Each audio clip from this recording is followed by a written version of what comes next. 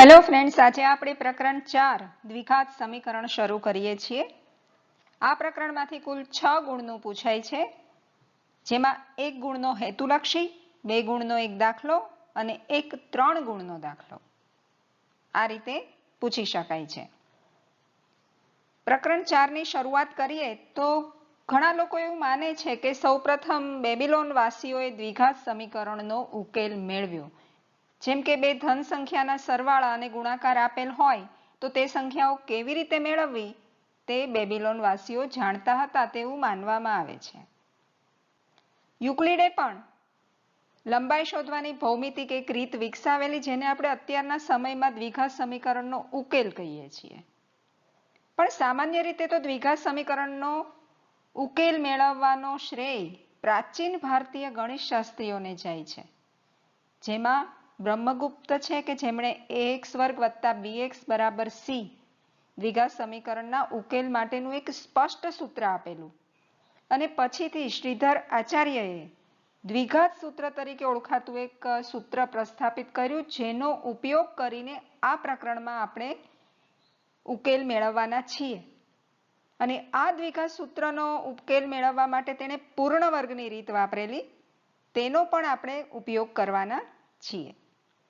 આરબ ગણિતશાસ્ત્રી અલ-ખ્વારિઝમી algorithm શબ્દ જેના નામ પરથી આવ્યો છે, તેણે પણ વિવિધ પ્રકારના દ્વિઘાત સમીકરણનો અભ્યાસ કરેલો। તો મિત્રો, આ પ્રકરણમાં આપણે જુદી જુદી 3 રીતે દ્વિઘાત સમીકરણનો ઉકેલ મેળવીશું। તો સૌ પહેલા આપણે દ્વિઘાત સમીકરણનું પ્રમાણિત સ્વરૂપ જોઈએ। દ્વિઘાત સમીકરણનું પ્રમાણિત સ્વરૂપ છે ax વર્ગ વત્તા bx વત્તા c બરાબર 0, જ્યાં a શૂન્ય નથી। સમજી શકાય એવું છે કે જો a શૂન્ય હોય તો ax વર્ગ પણ શૂન્ય થાય, એટલે કે આપેલું સમીકરણ દ્વિઘાત રહે જ નહીં, સુરેખ સમીકરણ બની જાય, એક ઘાત વાળું સમીકરણ બની જાય। માટે અહીંયા b શૂન્ય હોઈ શકે, c શૂન્ય હોઈ શકે, પણ a કદી શૂન્ય હોઈ શકે નહીં, તે શરત છે પ્રમાણિત સ્વરૂપની। બીજું તમે જોયું હશે કે x વર્ગ વાળું પદ પહેલા, પછી x ની એક ઘાત વાળું પદ પછી અને છેલ્લે અચળ પદ, આ પ્રમાણે જ પદો ગોઠવાયેલા હોય તો તે સમીકરણનું પ્રમાણિત સ્વરૂપ કહેવાય। ઉદાહરણ આપણે લીધા છે કે દાખલા તરીકે 2x વર્ગ વત્તા x ઓછા 300 બરાબર 0, x વર્ગ ઓછા 6x વત્તા 8 બરાબર 0। હવે આગળ પ્રકરણ 3માં આપણે દ્વિઘાત બહુપદી ભણ્યા જ છીએ। આપણે તે બહુપદીને p of x તરીકે દર્શાવતા હતા। તો આ p of x એ કોઈ દ્વિઘાત બહુપદી હોય કે જેને 2 ઘાત છે મોટામાં મોટી, તો આ બહુપદીમાં જો આપણે p of x બરાબર 0 લઈએ તો એ શું બની જશે? દ્વિઘાત સમીકરણ। બહુપદી અને સમીકરણ વચ્ચેનો ફરક સમજાયો? સિમ્પલ છે। ત્રિઘાત બહુપદી હોય અને બરાબર 0 મૂકો તો ત્રિઘાત સમીકરણ બની જાય। એટલે કોઈ પણ બહુપદીના બરાબર તમે 0 મૂકો તો તે સમીકરણ સ્વરૂપમાં ફેરવાઈ જાય। ચાલો હવે આપણે જોઈએ સ્વાધ્યાય 4.1। પહેલો પ્રશ્ન, નીચે આપેલ સમીકરણો દ્વિઘાત સમીકરણો છે કે કેમ તે ચકાસો। એમાં પહેલું x વત્તા 1 આખાનો વર્ગ બરાબર 2 કૌંસમાં x ઓછા 3। તો સૌથી પહેલા આપણે આનું સાદુરૂપ આપશું અને જોઈશું કે એ જે આપણું પ્રમાણિત સ્વરૂપ છે તે પ્રકારે એને દર્શાવી શકાય છે તો તે દ્વિઘાત સમીકરણ છે, નહીં તો નથી। તો સાદુરૂપ આપીએ તો આપણને મળશે, વિસ્તરણ કરીએ x વર્ગ વત્તા 2x વત્તા 1। તમને ખ્યાલ છે કૌંસ ઉપર વર્ગ હોય તો તેનું વિસ્તરણ 3 પદ મળે, પહેલા પદનો વર્ગ 2 ગુણ્યા પહેલું પદ ગુણ્યા બીજું પદ વત્તા બીજા પદનો વર્ગ। કૌંસ છોડીએ જમણી તરફ તો 2x ઓછા 3 દુ 6, બંને તરફથી 2x કેન્સલ થઈ જશે અને માઇનસ છે આ તરફ લઈ આવીએ તો તે પ્લસ થાય, એટલે આપણને મળે x વર્ગ વત્તા 7 બરાબર 0। તો અહીંયા આપણે આ જે સમીકરણ છે તેને પ્રમાણિત સ્વરૂપમાં લખવું હોય તો આ રીતે લખી શકીએ કે x વર્ગ વત્તા 0x વત્તા 7 બરાબર 0। એનો અર્થ આ દ્વિઘાત સમીકરણ છે। બીજું x વર્ગ ઓછા 2x બરાબર -2 કૌંસમાં 3 ઓછા x। તો ડાબી તરફ તો બધું કંઈ સાદુરૂપ આપવાનું છે નહીં. જમણી તરફ આપણે કાઉન્સ છોડીએ તો -2 ગુણ્યા 3 એટલે -6 અને માઇનસ માઇનસ પ્લસ 2x. બંને બાજુથી 2x કેન્સલ ન કરતા, કારણ કે ડાબી બાજુ -2x છે અને જમણી બાજુ +2x છે. તો એ +2x આ તરફ આવશે તો માઇનસ થશે, નિશાની બદલાઈ જશે, અને 6 પણ આ તરફ આવશે તો પ્લસ થશે. એટલે કે આપણને મળશે x² ઓછા 4x વત્તા 6 બરાબર 0. તો જુઓ, આ પ્રમાણે સ્વરૂપ મળી ગયું, માટે આપેલું સમીકરણ દ્વિઘાત સમીકરણ છે. ત્રીજું સમીકરણ છે x - 2 બીજા કૌંસમાં x વત્તા 1 બરાબર x - 1 બીજા કૌંસમાં x વત્તા 3. તો આપણે વિસ્તરણ કરીએ તો x² ઓછા 2 અને વત્તા 1 છે. તેનું સાદુરૂપ આપીએ તો -x મળે વચ્ચેનું, અને બંનેનો ગુણાકાર કરો એટલે -2. આપણે આ વિસ્તરણની રીત શીખ્યા છીએ. ફરીથી x ગુણ્યા x x² ઓછા 1 અને વત્તા 3, તો 3 માંથી 1 જાય તો 2x ઓછા 3 × 3. તો બંને તરફથી x² કેન્સલ થઈ ગયા.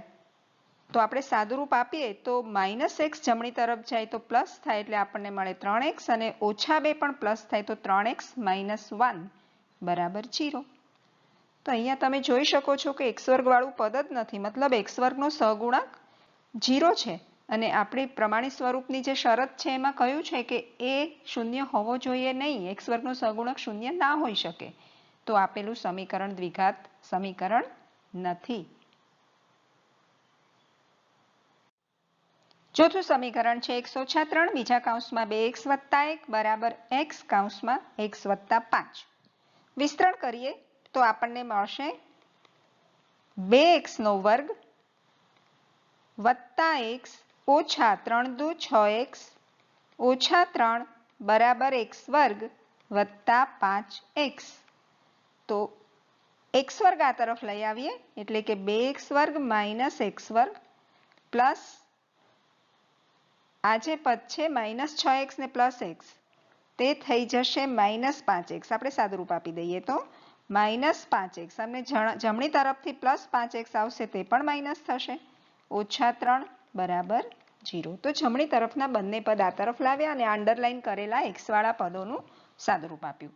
તો આપણને મળશે 2x² માંથી x² જાય એટલે કે x², અને -5x ને -5x કુલ થશે -10x, અને ઓછા 3 અચળ પદ બરાબર 0. તો અહીંયા આપણે જોઈ શકીએ છીએ કે બહુપદીનું પ્રમાણિત સ્વરૂપ મળી ગયું, સમીકરણનું પ્રમાણિત સ્વરૂપ મળી ગયું. તો આપેલું સમીકરણ દ્વિઘાત સમીકરણ છે. તો આપણે લખી લીધું દ્વિઘાત સમીકરણ છે. તો કુલ 8 છે આવા સમીકરણો, એમાંથી 4 આપણે સોલ્વ કર્યા, એમાં એક નહોતું, બાકીના 3 દ્વિઘાત સમીકરણ છે. પાંચમું સમીકરણ છે 2x - 1 બીજા કૌંસમાં x - 3 બરાબર x + 5 છે બીજા કૌંસમાં x - 1. તો સૌથી પહેલા તો આપણે વિસ્તરણ કરીએ તો આપણને મળશે 2x² ઓછા 3 દુ 6x ઓછા x ઓછા ઓછા વત્તા 3 બરાબર x² ઓછા x વત્તા 5x ઓછા 5. સાદુરૂપ આપીએ તો સૌથી પહેલા આનું આપી દઈએ, ચાલો. 2x² ઓછા 6x ને ઓછા x એટલે ઓછા 7x વત્તા 3 બરાબર x² વત્તા 4x ઓછા 5. જો ઓછા x ને વત્તા 5x તો વત્તા 4x રહેશે, ને અહીંયા ઓછા 6x ને ઓછા x ટોટલ ઓછા 7x થયા. હવે જમણી બાજુથી પદ આ તરફ લાવીએ નિશાની બદલીને, તો x² માઇનસ થશે, અહીંયા -7x હતા તો -4x, +3 તો +5 બરાબર 0. નિશાની બદલી છે, માટે x² ઓછા 7 ને 4 11x, અને 5 અને 3 બંને ધન છે માટે +8 બરાબર 0. તો જોઈ શકાય છે આપેલું સમીકરણ દ્વિઘાત સમીકરણ છે. આપણું છઠ્ઠું સમીકરણ છે x² વત્તા 3x વત્તા 1 બરાબર x ઓછા 2 આખાનો વર્ગ. તો ડાબી તરફ તો તેની તે જ રહેશે, એમાં કંઈ સાદુરૂપ આપવાનું છે નહીં. જમણી તરફ આપણે વિસ્તરણ કરીએ તો પહેલા પદનો વર્ગ વચ્ચે નિશાની ઋણ છે માટે ઓછા 2 ગુણ્યા પહેલું બીજું પદ એટલે કે 4x વત્તા બીજાનો વર્ગ એટલે 4. તો બંને તરફથી x વર્ગ કેન્સલ થઈ જશે તો આપણને મળશે -4x આ તરફ આવે તો +4x અને 4 આવે તો -4 પછી સાદુરૂપ આપીએ બરાબર 0 માટે આપણને મળશે 7x - 3 બરાબર 0. આમ તો XOR વાળું પદ બંને તરફથી કેન્સલ થાય એટલે આપણને ખ્યાલ આવી જ જાય કે આપેલ સમીકરણ દ્વિઘાત સમીકરણ નથી તેમ લખી દઈએ તો પણ ચાલે, પણ આપણે થોડું સાદુરૂપ આપ્યું અને હવે આપણે લખીશું કે તે દ્વિઘાત સમીકરણ નથી.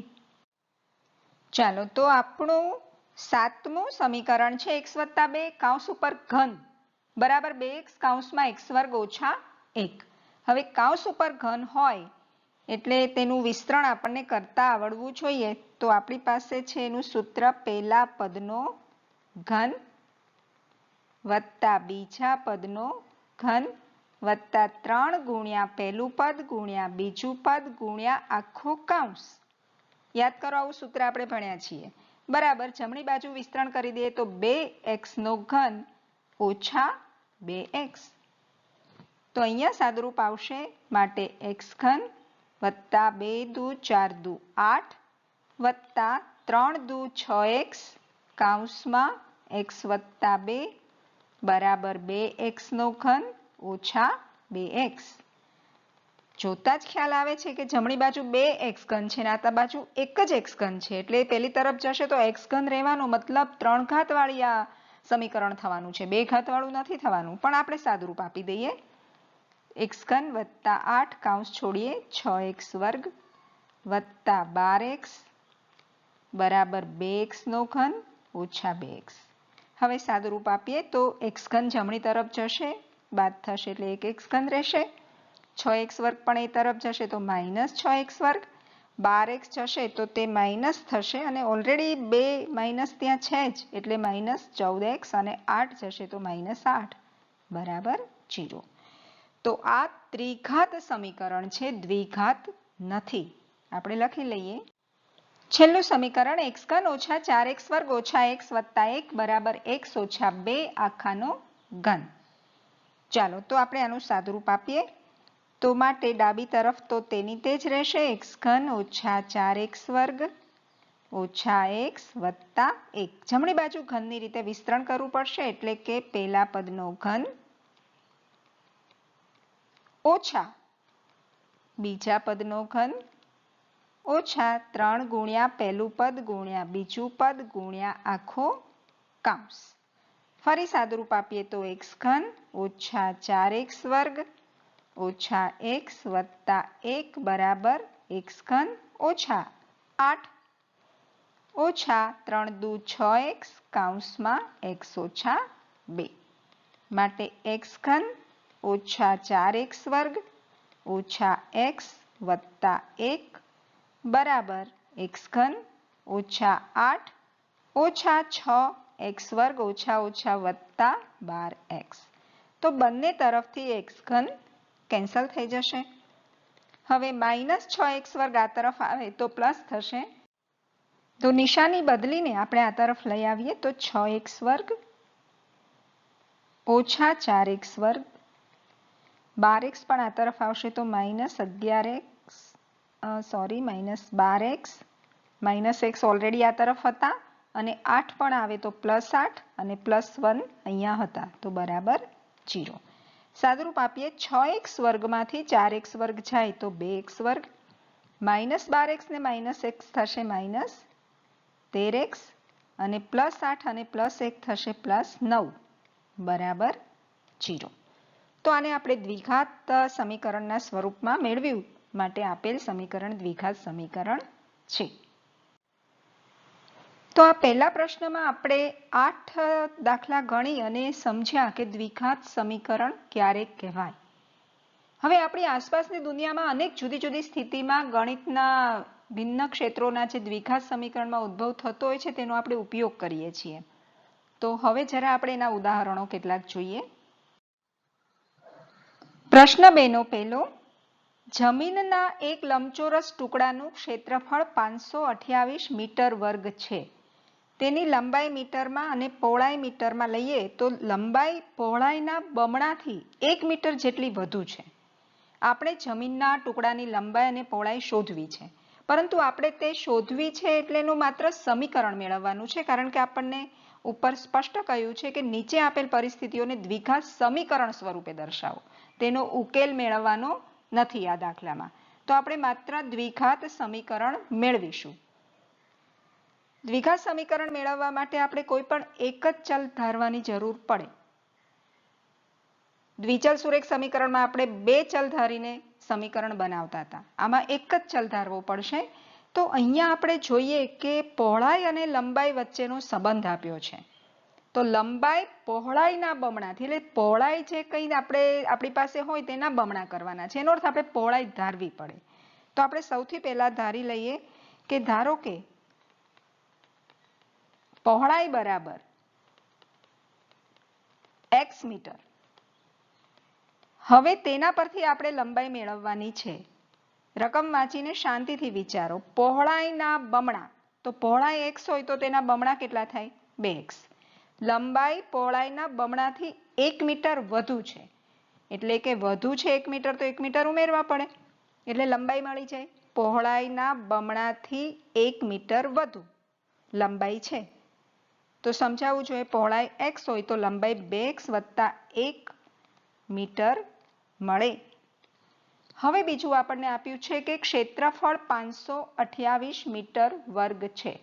આપણને લંબચોરસનું ક્ષેત્રફળ, કારણ કે આપણી જમીન છે તે લંબચોરસ છે, તો લંબચોરસનું ક્ષેત્રફળ બરાબર આપણને સૂત્ર ખબર હોવી જોઈએ, અને આપણને ખબર છે લંબાઈ ગુણ્યા પહોળાઈ. ચાલો આમાં કિંમત મૂકીએ. ક્ષેત્રફળ આપણને આપ્યું છે 528. લંબાઈ આપણે મેળવી 2x વત્તા 1 અને પહોળાઈ આપણી પાસે છે x. જમણી તરફ કાઉન્સ છોડીએ તો 528 બરાબર 2x નો વર્ગ વત્તા x.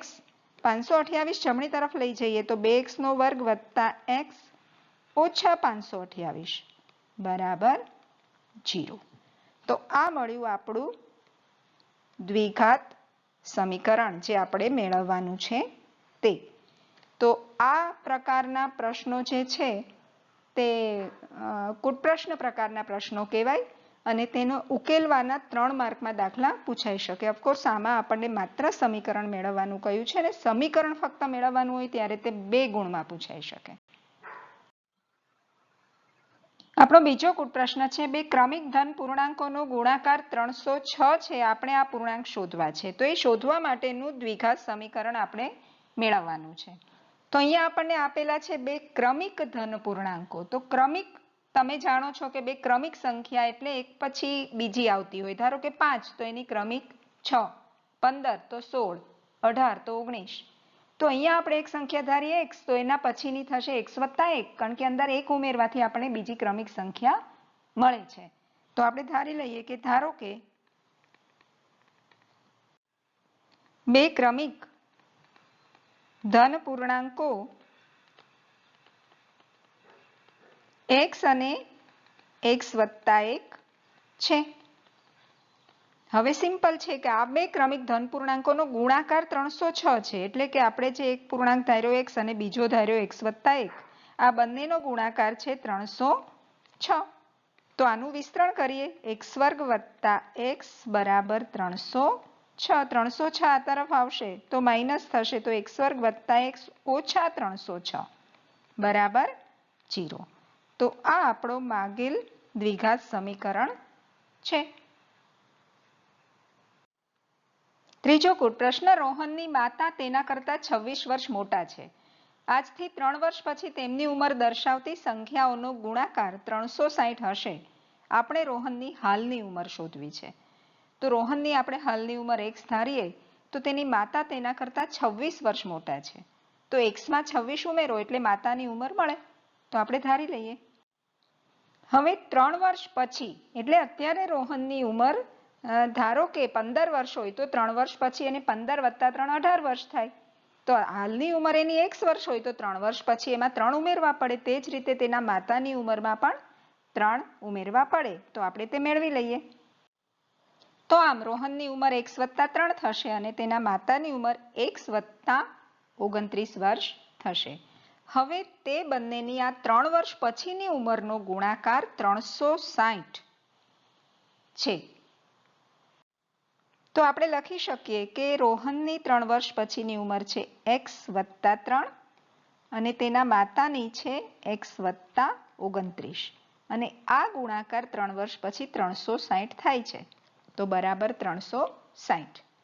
ચાલો વિસ્તરણ કરીએ. તો માટે x² વત્તા 3 ને વત્તા 29 એટલે 32x વત્તા 29 ગુણ્યા 3 એટલે 87 બરાબર 360.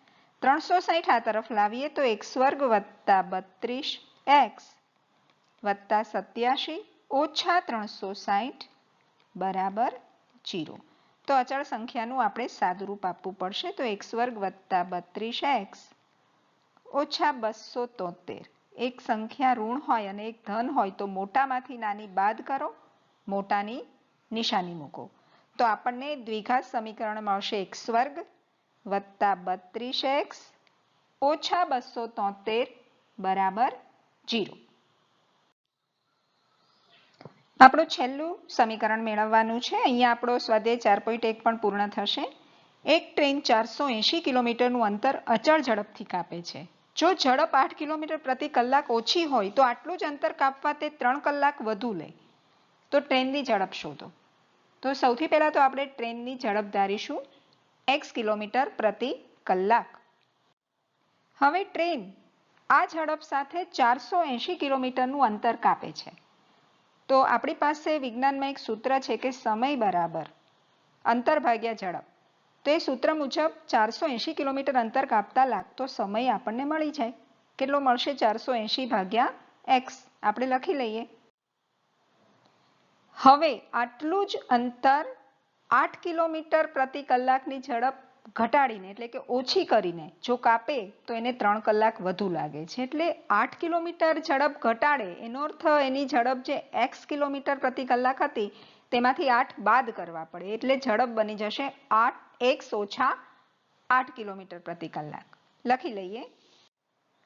તો અહીંયા ટ્રેનની ઘટેલી ઝડપ બરાબર 108 કિલોમીટર પ્રતિ કલાક માટે 480 કિલોમીટર અંતર કાપતા લાગતો સમય 480 છેદમાં 108 કલાક થાય ઘટેલી ઝડપ સાથે. હવે આપણને આપેલું છે કે તેની જે x કિલોમીટર પ્રતિ કલાકની ઝડપ હતી તેના કરતાં ઝડપ ઘટે ત્યારે સમય વધારે લે છે. તો તમે ઘણી જુદી જુદી રીતે વિચારી શકો કે આ જે વધારે સમય છે તેમાંથી ઓછો સમય બાદ કરીએ તો તેના બરાબર 3. તે રીતે પણ વિચારી શકો. તમે આ રીતે પણ વિચારી શકો કે આપણી પાસે જે ઓરિજિનલ સમય હતો ઓરિજિનલ ઝડપનો તે કેટલો હતો? 480 છેદમાં x. આટલો સમય 480 કિલોમીટર અંતર કાપતા ટ્રેનને લાગતો હતો. હવે એણે ઝડપ ઘટાડી દીધી તો કેટલો સમય લાગવાનો? 480 ભાગ્યા x ઓછા 8. તો આ જે સમય છે 480 ભાગ્યા x અને બીજો સમય છે 480 ભાગ્યા x ઓછા 8. તો આ બંનેમાં કયો સમય વધારે છે? સમજાયું છે કે ટ્રેન ધીમી ચાલતી હોય ત્યારે જ વધુ સમય લે. એટલે કે 480 છેદમાં 108 વાળો સમય વધુ લાગવાનો છે. તો આમાં 3નો તફાવત છે તો આમાં 3 ઉમેરી દઈએ તો બંને સરખા થાય. અથવા તમે આવું પણ વિચારી શકો કે વધારે સમય આમાં લે છે કે 480 ભાગ્યા 108. તેમાંથી ઓરિજિનલ સમય આપણે બાદ કરીએ તો બંને વચ્ચેનો ફરક કેટલો છે? 3 કલાક. તો અથવા તમે આ રીતે પણ સમીકરણ લખી શકો. ચાલો તો આ જે બીજી રીતે સમીકરણ લખ્યું છે તેનું આપણે સાદુરૂપ આપીએ. તો તે સાદુરૂપ આપવા માટે આપણે લસા લેવો પડશે x ઓછા 8 અને x. લસા લેવામાં આપણે જાણીએ છીએ કે જેના છેદમાં છે વસ્તુ તેનાથી નહીં તે સિવાયનાથી તેને ગુણવાના રહે. એટલે આપણે અહીંયા 480 છે તેને x થી ગુણવા પડે અને -480 છે તેને x ઓછા 8 થી ગુણવા પડે. અને હવે લસાઅમાં જે x અને x ઓછા 8 છે તે ભાગાકારમાં છે. અહીંયા 3 તરફ ગુણાકારમાં જાય તો 3 સાથે x પણ ગુણાશે અને x ઓછા 8 પણ ગુણાશે. તો આ એક વસ્તુ બહુ ધ્યાનથી સમજી લો કારણ કે આ ચેપ્ટરમાં વારંવાર આપણે આવા લસા લેવાના આવશે. ધ્યાનથી જુઓ, ક્રોસમાં ગુણાકાર થયો 480x અને આ તરફ -480 કૌંસમાં x-8 અને છેદમાં જે x અને x-8 હતા તે બંને જમણી તરફ ગુણાકારમાં જશે 3 સાથે. હવે આનું આપણે સાદુરૂપ આપીએ તો કૌંસ છોડીએ 480x ઓછા 480x ઓછા વત્તા 480 ગુણ્યા 8 તો આપણને મળશે 3840 બરાબર. અહીંયા પણ કૌંસ છોડીએ તો 3x નો વર્ગ ઓછા 8 તેરી 24x. તો અહીંયા સૌથી પહેલા તો જોઈ શકાય છે કે 480x વત્તા છે અને ઓછા છે તો તે કેન્સલ થઈ ગયા. હવે જે 3840 પ્લસ છે તે જમણી તરફ જશે તો માઇનસ થશે એટલે કે આપણને મળશે 3x વર્ગ ઓછા 24x ઓછા 3840 બરાબર 0. આ દ્વિઘાત સમીકરણ મળ્યું. જરા સાદુરૂપ પણ આપવું હોય તો આપી શકાય કારણ કે આખા સમીકરણમાંથી 3 કોમન નીકળે છે. 3 વડે આખા સમીકરણને ભાગી શકાય છે તો આપણે ભાગી દઈએ. x વર્ગ ઓછા 8x ઓછા 1280 બરાબર 0. તો આ મળ્યું આપણું દ્વિઘાત સમીકરણ આપેલા કૂટપ્રશ્નને ઉકેલવા માટેનું. તો આપણે કૂટપ્રશ્નનું દ્વિઘાત સમીકરણ જુદી જુદી સિચ્યુએશન આપી હોય અને જુદી જુદી સિચ્યુએશનમાં આપણે ધારી અને મેળવવું પડે એટલે સમજાયું છે આની પ્રેક્ટિસની વધુ જરૂર પડે અને 3 ગુણમાં દાખલો પૂછાવાનો છે તો આપણે આ જુદા જુદા કૂટપ્રશ્નો વારંવાર ઉકેલી અને તે મેળવતા આવડવું જોઈએ. તો હવે જે આપણે આગળ જવાના છીએ નેક્સ્ટ વિડીયોમાં તેમાં આપણે દ્વિઘાત સમીકરણ ઉકેલવાની રીતો શીખવાના છીએ. જુદી જુદી 3 રીતો આપણે શીખીશું.